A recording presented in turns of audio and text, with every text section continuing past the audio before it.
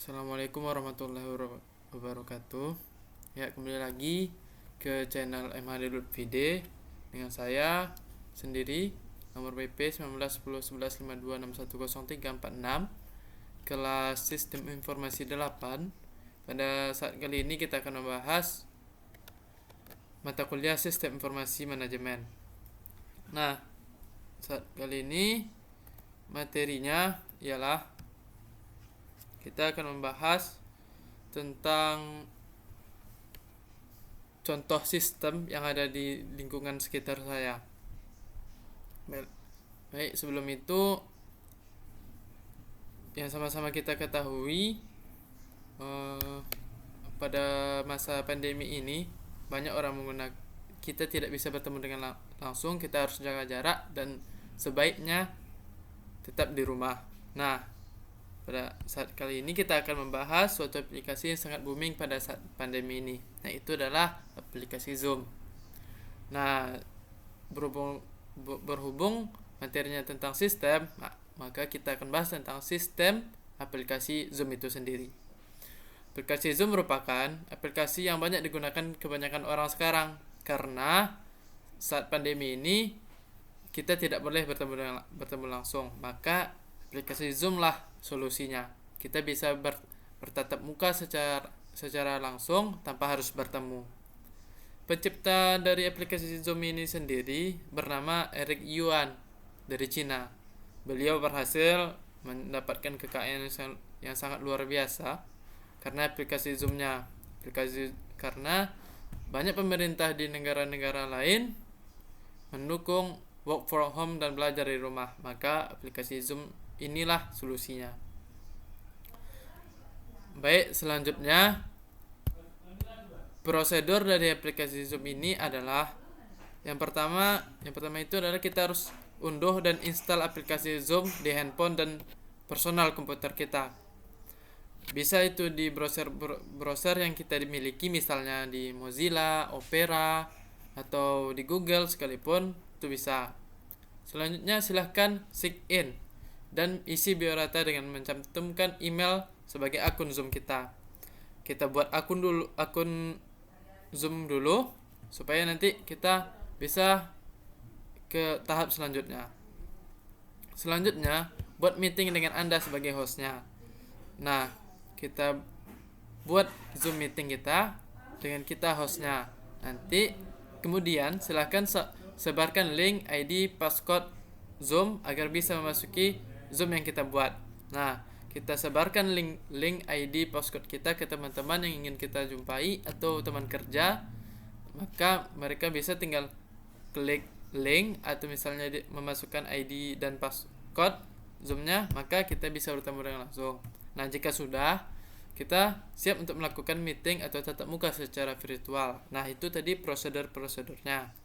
Selanjutnya, sistem aplikasi Zoom ini tergolong dalam klasifikasi sistem fisik. Apa itu sistem fisik? Sistem fisik adalah sistem yang bisa dilihat secara langsung, kasat mata. Misalnya, sekarang ini audionya terdengar, videonya terdengar, nah bisa dilihat dengan kasat mata. Nah, selanjutnya komponen-komponen dalam aplikasi Zoom. Pertama, video inputnya. Video input itu kamera video atau webcam. Nah, yang saya sedang merekam ini itu adalah kamera video. Nah, itu video inputnya. Video outputnya yang saudara-saudara lihat sekarang di monitor, di HP atau di PC atau di televisi sekalipun, itu adalah video outputnya dari monitor, gambar yang kita lihat. Selanjutnya audio input. Audio input itu adalah seperti mic atau hal-hal yang lainnya untuk menyerap suara kita ke dalam file video. Selanjutnya audio output. Nah, ini bisa berupa suara yang keluar dari file video itu. Yang saudara dengar sekarang, itu adalah audio outputnya. Bisa disambung dengan speaker ataupun earphone sekarang atau headphone, bisa juga. Itu termasuk audio outputnya. Selanjutnya kita akan bahas tentang interface dan boundary-nya pada aplikasi Zoom, sistem aplikasi Zoom ini. Apa itu interface? Interface itu adalah penghubung antara sistem ke sistem lainnya. Dari sistem aplikasi Zoom ini,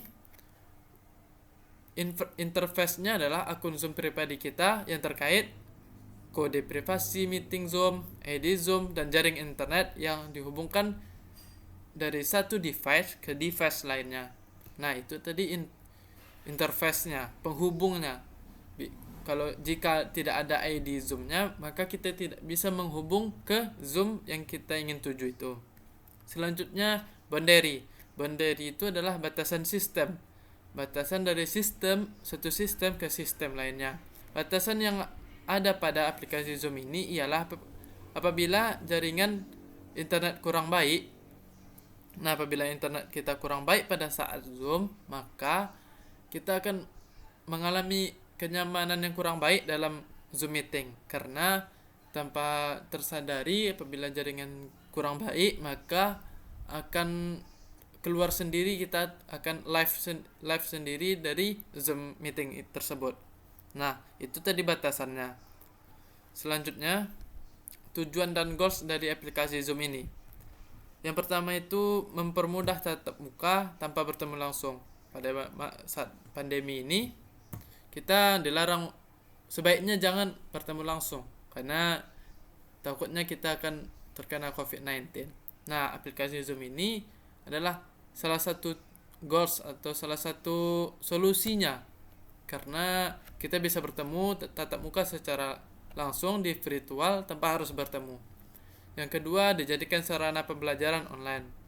Ya, yang sama-sama kita ketahui, banyak pembelajaran dialihkan ke online untuk tatap muka, maka Zoom ini adalah solusinya.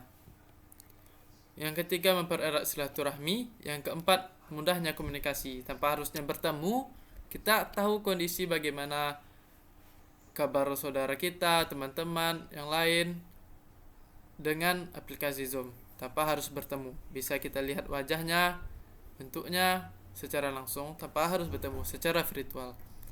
Yang kelima, mempermudah meeting kerja. Ya, seperti slogan pemerintah kita, work from home, bekerja dari rumah, itu termasuk mempermudah meeting kerja kita dengan menggunakan Zoom. Nah, itu tadi aplikasi Zoom. Sekian apabila dari saya, apabila ada yang salah, mohon maaf. Sekian, terima kasih.